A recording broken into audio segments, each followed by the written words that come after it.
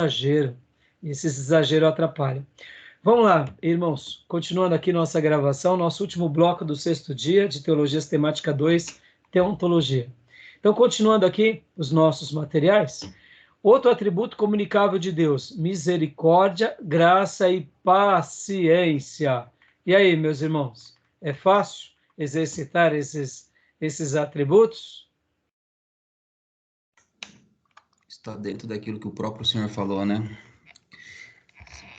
Sobre sermos discípulo dele. Quem quiser ser meu discípulo, negue a si mesmo. Não é tarefa fácil, não. Então entra, de fato, nesse mérito. Tem gente que quer pedir paciência para Deus, mas não quer ficar numa fila com 1000 pessoas, ser o último.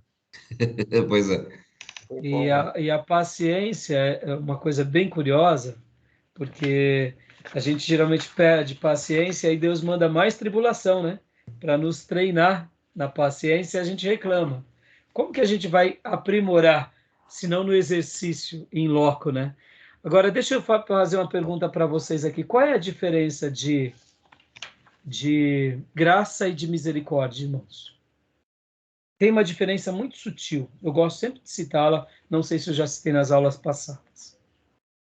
Assim, acho que graça está relacionado ao favor imerecido de Deus por nós e compaixão, aliás, misericórdia e compaixão.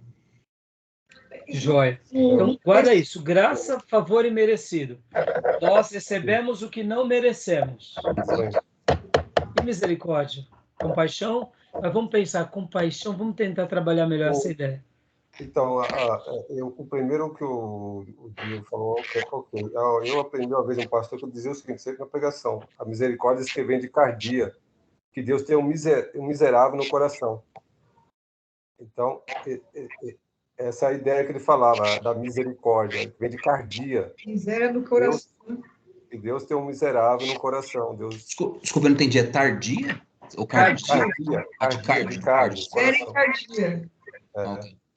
Eu ouvi falar assim, mas um pouco diferente, né? Não é um miserável no coração, ele tem compaixão daqueles que são miseráveis de coração, entendeu? Então, mas a ideia é essa mesmo. Angustiados, por exemplo. O texto aqui fala bastante, ele não diz assim com clareza, assim, a diferença dos três, aliás.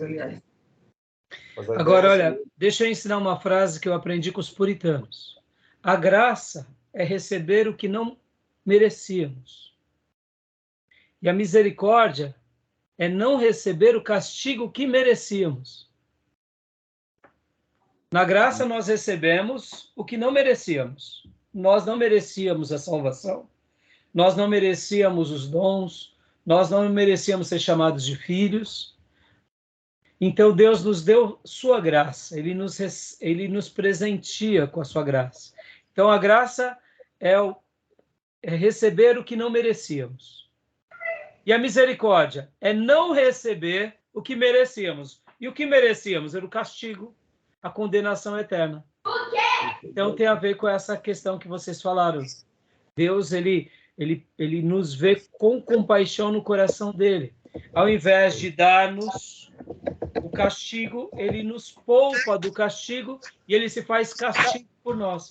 Então, na graça, nós recebemos o que não merecíamos e na misericórdia, nós não recebemos o que merecíamos. Mas eu gostei da definição que o Gruden deu aqui, acho que no resumo, né?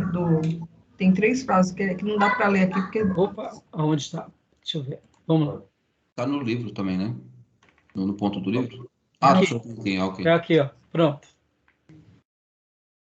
A misericórdia de Deus é a bondade divina para com os angustiados e aflitos. É essa, né, Maís? Isso mesmo, pastor. Eu estava lendo aqui quando o senhor saiu. Isso. A graça de Deus é a bondade divina para com os que só merecem castigo. A paciência de Deus é a bondade divina nos sustar a punição daqueles que persistem no pecado por determinado tempo. Então, bem legal, né? Muito legal. Tá bom, meus irmãos? Beleza até aí? Santidade, meus irmãos, mais um atributo de Deus. A palavra cardia, pastor Johnny, no grego, cardia é coração no grego. Por isso que hoje, quando a gente fala assim, eu estou com problema cardíaco, ou alguma coisa cardíaca, é coração, entendeu? Não, essa parte eu tinha entendido. É que eu estava entendendo do irmão Júnior tardia, com T. Ah, tá, com T. É. Agora, santidade, irmãos. Santidade. Outro atributo comunicável de Deus, ele é santo. Santo como perfeito e santo como separado, né? Pode ler para nós até aqui? Um irmão, por gentileza. Dá licença, eu leio aqui. Santidade. Dizer que Deus tem como atributo a santidade é dizer que ele é separado do pecado e dedica-se a buscar a sua própria honra. Mas também não seria nenhum exagero falar sobre que a sua santidade remete à perfeição e pureza. A santidade que hoje temos, nós precisamos desenvolver a nossa salvação, logo remete a essa ideia de crescer na santidade. Agora, uma coisa que eu aprendi, irmãos, a santidade é deslocamento, é separação. Pensem nisso. Pensem sempre na questão da santidade como uma questão não de um degrau que você atinge, mas de um lugar que você se separa. Quer ver um exemplo? Bem simples. Estamos aqui fazendo um seminário teológico. É normal, quando começamos a fazer teologia, que nós começamos a ensinar com mais propriedade, as pessoas nos veem até com um olhar assim diferenciado. Fala, puxa, que legal. Meu irmão, você está pregando diferente. Olha, quanta ideia. Eu estou gostando de ver o seu progresso. Nós somos tentados a achar que o fato de estarmos fazendo um seminário, estarmos participando de um congresso de vigília, de consagração, de oração, e isso daí vai nos elevando em santidade, então a gente vai subindo degraus. Não está errado pensar nessa escalada, mas tem um outro pensamento que eu acho que é mais legal ainda. Porque muitas vezes, irmãos, percebam, nós vamos na caminhada cristã, nós vamos crescendo. De um membro viramos um obreiro, de um obreiro viramos um ministro de música, de um ministro de música viramos um ministro do infantil, viramos um professor da escola bíblica, viramos um diácono, um presbítero, uma missionária e um pastor. Ou seja, vai crescendo. Então a gente tem uma ideia que a santidade, ela é um crescimento para cima. Mas sabe o que eu acredito, irmãos? Que a santidade tem a ver com deslocamento. Porque essa ideia do crescimento para cima traz para nós uma ideia, sabe do quê? De que eu alcancei aquela patente. E eu alcancei, tá bom.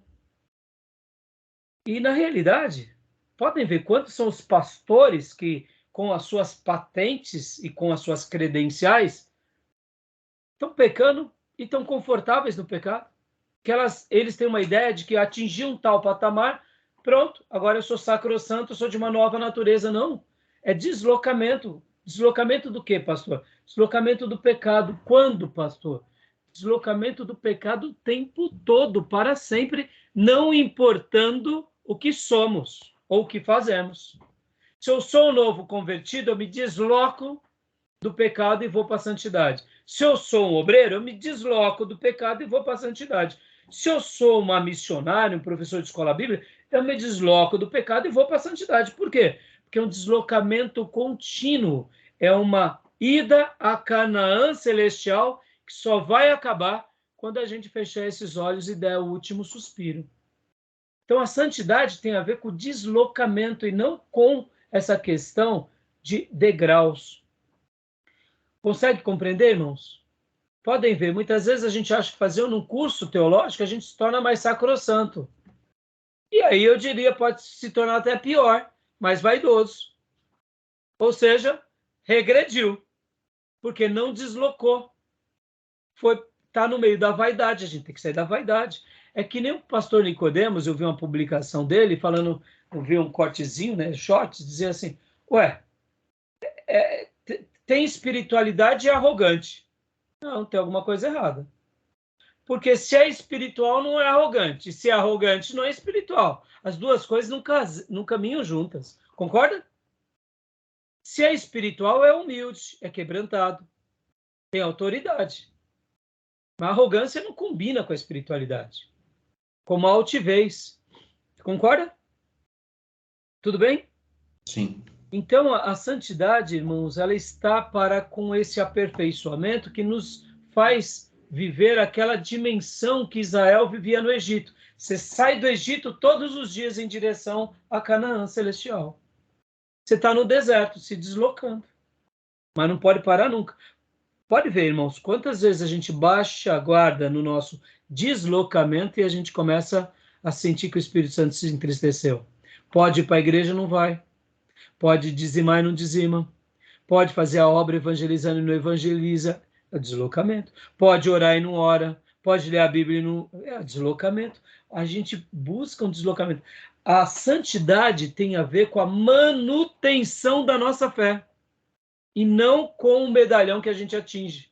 Pode ver, quantas vezes a gente se perde com dom. O irmão recebe um dom, ele é agraciado pelo poder de Deus, ele para de se deslocar, para de praticar a manutenção da fé. Tem nada a ver, aí que ele precisa mais.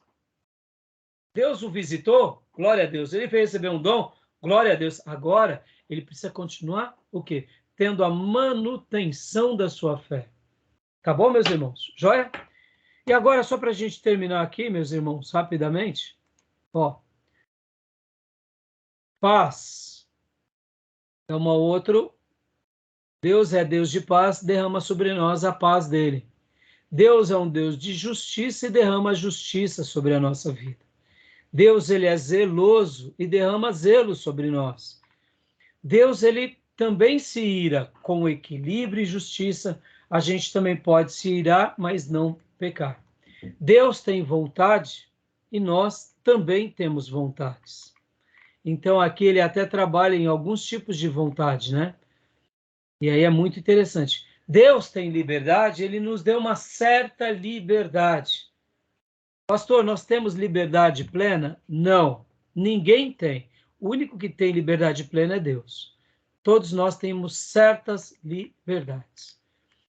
Aí vem aqui a questão da onipotência, que também eu colocaria a onipotência lá dentro dos atributos incomunicáveis. E aqui eu colocaria o poder como autoridade, como soberania, no sentido de alguns que se tornam reis, presidentes, né, pessoas que se tornam ilustres. Tá? Deus tem poder e nos dá poder. E aqui dentro do poder, irmãos, acreditem nisso. Não existe força ou autoridade que não tenha um vínculo espiritual por trás. Ou seja, Deus, ou seja, o próprio diabo, tá bom? Essa questão aí de soberania não se aplica mais hoje, né, para governo. Por quê? Se é no sistema hoje que nós temos, ele não exerce sozinho mais. É, exatamente. Lá atrás, numa monarquia, tudo bem, ele concentrava com ele todos os três poderes, mas agora, no tempos modernos, não existe. Existe em alguns países e mesmo assim com as suas ressalvas, né, Júnior? Tudo bem, se você pegar a Arábia Saudita, a monarquia se aplica. Não, mas eu digo assim, a própria Inglaterra, que é monarquia... Mas tem um primeiro-ministro, tem parlamento, tem partido. Isso, ele não pode... ele não manda sozinho, né? Lá é um símbolo. Muitos vão dizer que é um símbolo, né? Como na Espanha, exatamente. Então, tá bom? Deus, ele é perfeito e nós buscamos o quê? A perfeição. Deus, ele tem a bem-aventurança e a felicidade e nós buscamos também essa bem-aventurança e essa felicidade. Deus, tudo que faz é belo e nós buscamos a beleza. Irmãos, guardem isso. A beleza não é do diabo não, tá, irmãos? Se uma coisa que o diabo é feio, tá? A beleza é de Deus, tá? É que o diabo pega a beleza, reveste de coisas erradas e muitas vezes que sejam pecaminosas e a gente se atrai por isso. Mas a beleza é de Deus, viu? A beleza não é do diabo, não. Tá? Questão, aquelas coisas... eles brincam, né? Os pentecostais brincam bastante, né? O diabo é chifrudo naquelas coisas. Coloca meio a caricatura do diabo, né? Sendo que o diabo, na realidade, ele é um anjo de luz, né? Ele está mais para ser um anjo na figura clássica do que aquele ser mitológico, vermelho, chifrudo, com rabo e tridente. Né? Caricatura bem medieval, né? Mas seja o que for, ele é feio, porque ele se rebelou contra o nosso Pai. Ficou. Né? Vamos lá aqui.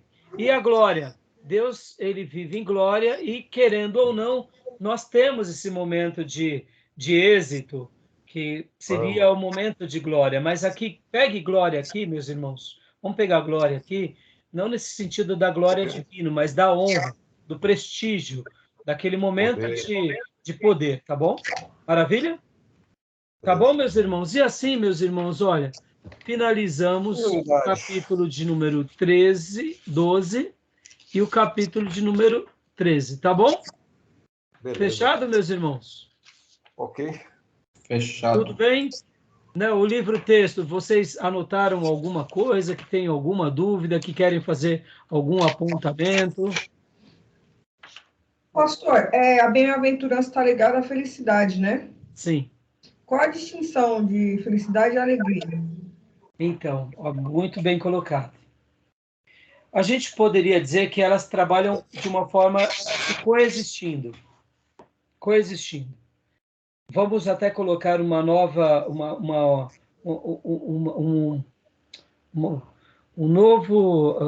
nova virtude dentro delas também, que é a paz. Pode ver que a alegria que a Bíblia nos ensina, ela está muito ligado com aquele momento de viver e não se deixar abalar. Por exemplo... No estado de espírito mesmo, sim. Como? No estado de espírito. Estado de espírito. Por exemplo, irmã, a gente tem uma ideia de que a alegria é o risonho bobo, né? Ele está rindo. E felicidade é algo assim também. Está num círculo. Eu estou em êxtase. Na realidade, a alegria, como a bem-aventurança, a felicidade, é esse estado de espírito em que nada te rouba isso que está dentro de você. Por isso que o bem-aventurado, ele é uma pessoa que ele se encontra em Deus, e por ele estar em Deus, ele consegue viver as alegrias dos momentos bons, e mesmo nos momentos de choro e de dor, ele chora, mas a alegria não é tirada dele. Uhum. Me entendo, irmão, pastor, mas está chorando, está em desespero. Como não? Ele está seguro. Ele está seguro. Gratidão, né? Hã? Está ligado à gratidão. Está ligado à gratidão e está ligado à paz. Uhum. Porque você chora. Você chora com os que choram. Você tem um momento da dor. Você sabe vivenciar aquela experiência ruim, mas você não perde os seus sentidos. Você não perde o seu chão. Ou seja, pastor, isso é possível? É possível. Isso é uma bem-aventurança. Por isso que quando nós falamos sobre a nossa saudação, que a graça e a paz de Deus, que excede todo entendimento, estejam com vocês. O que é a paz de Deus? Na perspectiva judaica e na perspectiva cristã, é o shalom. O que é o shalom? É essa paz que invade todo o nosso ser. Jesus, ao ir para a cruz, quando ele vai para o Getsemane, ele está em angústia. E por ele estar em angústia, ele está com seus sentidos plenos. E ele pede ajuda aos seus apóstolos, orem comigo. Mas podem ver que ele ora ao Pai, ele está ali expressando a sua humanidade. Meus irmãos, percebam, hoje, na nossa vida pós-moderna, a gente tenta até aplacar a dor nas pessoas. Uhum. A gente tenta fazer com que as pessoas não passem pela dificuldade. Isso é mentira. A gente está tentando desfigurar o ser humano. Hoje eu vi um corte desses videozinhos que uma pessoa falava o seguinte: quando você tenta dar um livro de autoajuda para as pessoas, você está tentando fazer com que ela rompa o problema sem passar pelo problema. Uhum. Sendo que o problema vai ser nessa pessoa uma matéria-prima de aprimoramento. O sofrimento é aprimoramento. Então, no momento que eu tenho um ser humano que eu não o levo ao sofrimento e não permito que ele passe por sofrimento, eu estou criando um ser humano doente, porque faz parte da nossa humanidade o sofrimento. Jesus sofreu. Diga, Júlio. É isso mesmo, porque a felicidade não é ausência de problema. Exatamente. Assim como a coragem não é ausência de medo. O que é a coragem? Senão o enfrentamento ao medo e romper os obstáculos. Mas isso não quer dizer que a gente não tem medo. Uma pessoa que não tem medo, ou não tem esse sentimento de medo, ele tem um problema psicológico. Porque Deus nos cria com medo, porque o medo é a preservação da espécie. Pode ver que um cavalo, um elefante, ele vê um abismo e ele não vai. É a preservação da espécie. Então, ter medo não tem problema. Paralisar pelo medo tem problema. A doença, né? Exatamente. Sofrer não tem problema. Paralisar a vida por causa do sofrimento tem problema. Então, o que acontece? O que acontece? A felicidade, como a alegria, elas se coexistem. E podem ver que um dos frutos do Espírito o segundo fruto do Espírito é a alegria. O amor é o primeiro, a alegria é o segundo. É um estado que a gente adentra e que ninguém nos rouba. Se está nos roubando, é porque, de fato, nós não estamos prestando atenção aonde a gente está. Então, a alegria ela vem através do Espírito Santo, é isso? Sim, ela é um fruto do Espírito. Só isso. A felicidade, ela se deve mais a um momento, assim? Podem ver que eu quero acreditar, filha, que a alegria ela é um fruto do Espírito e a felicidade é como a maneira em que nós encaramos a vida. Pode ver que as bem-aventuranças não é bem-aventurado sois quando tem a ver com os nossos comportamentos e enfrentamentos, tem a ver com a nossa postura ao enfrentamento da vida. Então, essa bem-aventurança ou essa felicidade tem a ver com esse nosso jeito de lidar e de reagir à vida. Se eu estou sendo perseguido, eu reajo positivamente. Se eu estou diante da injustiça, eu reajo positivamente. Então, quer dizer, é a nossa reação.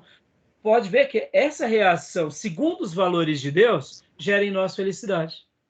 Amém. Entendeu? Tem a ver com entendimento também, né, pastor? Porque assim, já que é um estado, independe se eu ganhei um carro novo hoje, isso vai me deixar alegre ou feliz, ou se eu não tenho. Exatamente. Eu me compreendo como tendo, mas eu me compreendo a partir de uma identidade. Qual? Eu sou filho de Deus. Isso já é suficiente para que eu me alegre nos dias bons ou ruins. Tem a ver com o entendimento dos valores de Deus. Eu acho que porque podem ver, só concluir, Júnior, aqui antes de você falar. Pode ver, se eu me ajusto às leis de Deus e reajo segundo os valores de Deus, com as motivações corretas, nós entramos naquilo que chamamos de plenitude do Espírito. Logo, a circunstância não nos abala. Se nos abala, é porque a gente não está no Espírito ou não está na obediência. E, de fato, quantas são as vezes que a paz de Deus é roubada, que a felicidade nossa é roubada? Por quê? Porque a gente não está exercitando o conhecimento da forma correta. Pode ver que o Sermão do Monte, que começa com as bem-aventuranças, que é com as felicidades, vai concluir dizendo que aquele que ouve e pratica constrói a casa sobre a rocha. Então, tem a ver com o conhecimento, tem a ver com o comportamento, tem a ver com as nossas reações, porque, irmãos, uma coisa que a gente tem que deixar bem claro, diferente dos gregos, que buscavam a felicidade pelo prazer, ou hoje, a nossa sociedade hedonista, o que é uma sociedade hedonista? É a busca do prazer pelo prazer, não importa como. Pode ver que até hoje as igrejas são um pouco hedonistas. É uma mensagem que te leva ao prazer, que te leva à experiência, é perigoso. A vida cristã está mais ligada ao que? Ao sacrifício, não ao hedonismo. É carregar a cruz, é negar-se a si mesmo. Então, pode ver que essa relação de uma igreja que eu preencho a mim mesmo, eu busco uma resposta para mim mesmo, está muito mais ligada à filosofia hedonista, que é a busca do prazer. Isso é perigosíssimo. E os gregos e nas culturas das mais variadas religiões, eles vão tentar buscar como eu me torno feliz. E é isso que a gente entende na Bíblia. Na realidade, para a gente se tornar feliz, a plenitude da nossa felicidade não vai se dar em nós. A plenitude da nossa felicidade se dá em Deus. Quando a gente vai a Ele de todo o coração, a gente se torna pleno. Quando nós o adoramos, nós nos tornamos pleno. Pode ver que a gente casa para ser feliz, mas a gente tem que casar para fazer o outro feliz. O que é o evangelho do reino? É o anúncio do reino para o outro. Pode ver o que é o servir, é trabalhar para o outro.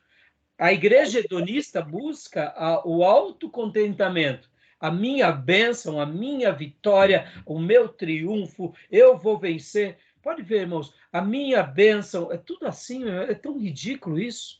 Né? As minhas vitórias, 7 passos para a minha vitória, 7 passos para a minha bênção. Eu fico vendo esses temas nas páginas da Bíblia.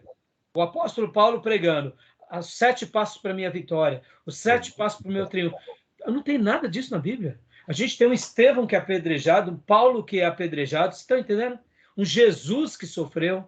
Então, por isso que eu acredito que a descoberta da felicidade está quando nós servimos a Deus. Nós adoramos a Deus. Entendeu, filho? E aí, Júnior? Pode falar, filho. Vou fazer uma síntese, né? Eu acho que a felicidade, ela é o gênero e a alegria é a espécie.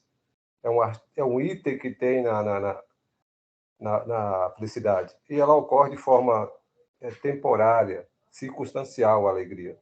E a felicidade é uma coisa permanente, que não depende de circunstância, de uma realização que você tem com Deus.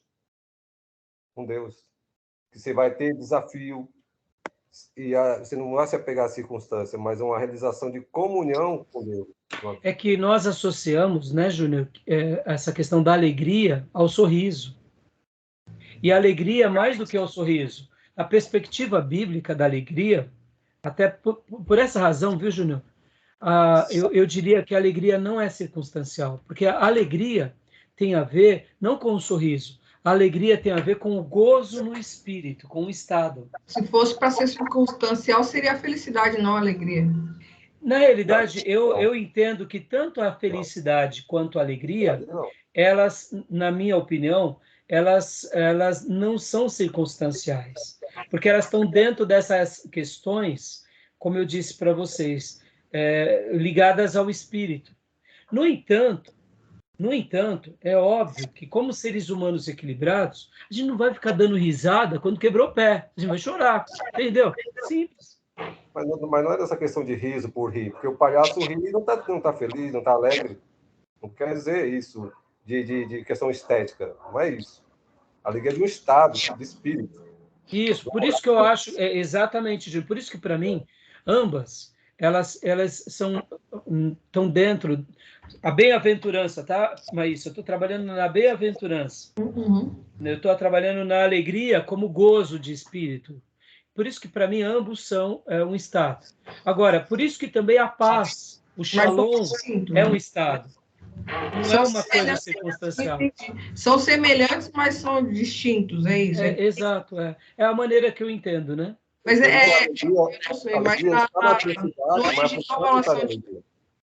Peraí, fala mais isso depois do Júnior.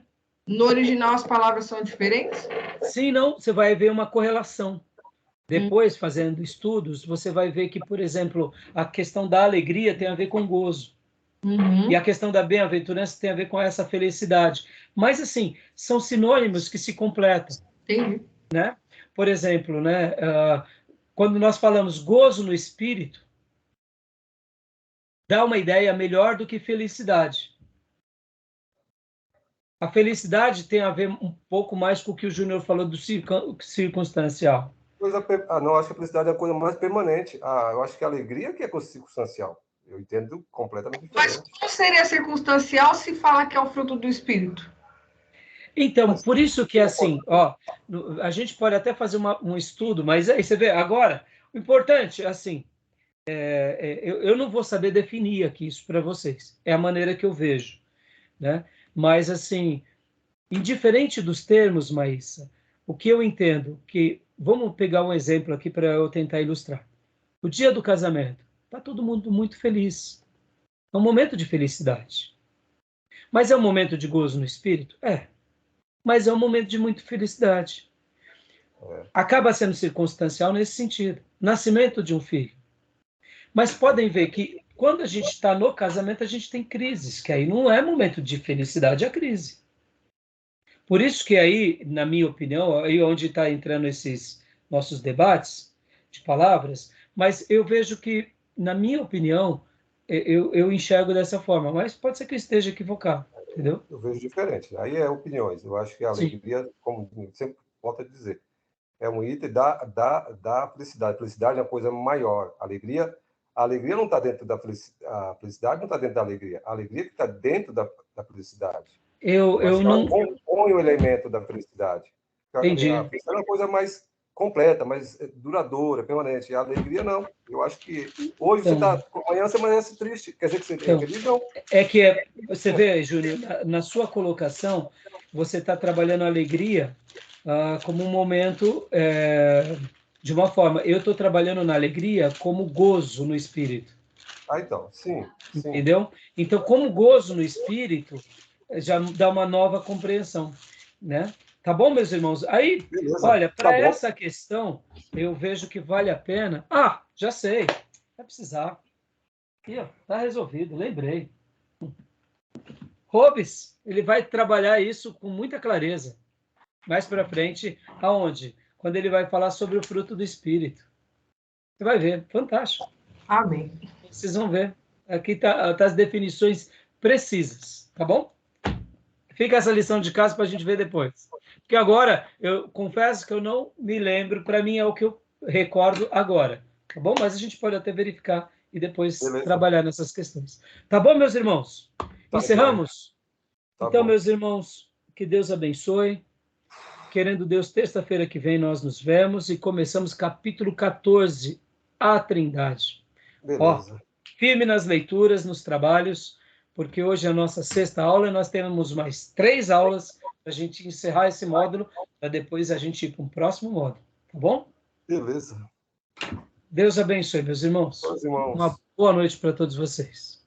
Amém. Melhoras, minha irmã Cleusa, e que Deus abençoe todos os meus irmãos, tá bom? Pais queridos, Deus abençoe. Paz, irmão.